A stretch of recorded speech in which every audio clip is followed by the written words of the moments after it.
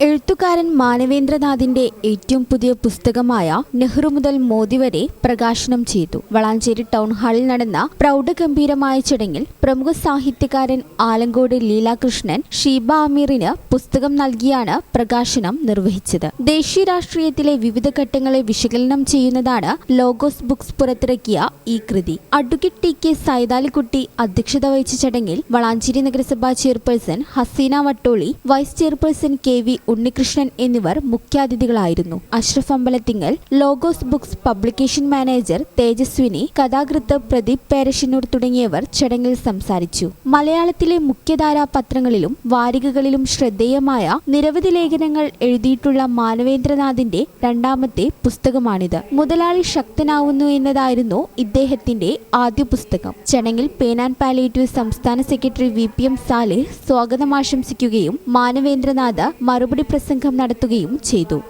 പണ്ട് പിതാമഹ കാട്ടിൽ നടുവിൽ ചിന്തകളുരസിടുമക്കാലം കിറങ്ങിട്ടു ചെന്നിനമോലും വാളുകണക്കൊരു വീണാളം സഞ്ചിതമാകുമിരുട്ടുകളെല്ലാം സംഭ്രമമാർന്നോരന്നേരം വാനവർ കണ്ടാരഗ്നിസ്മിതമിതിൽ വന്നിലെ പിന്നിൽ വാഗ്ദാനം.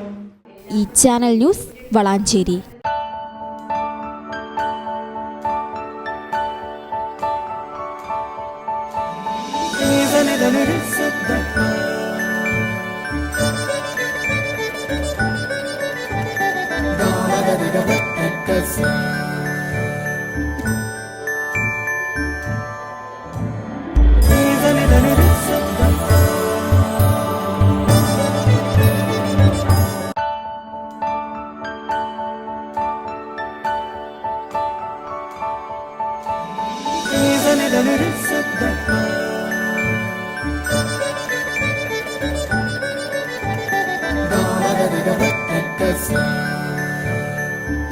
Qatar golden diamonds, Calicut road, Valanchery main road, Tanalur.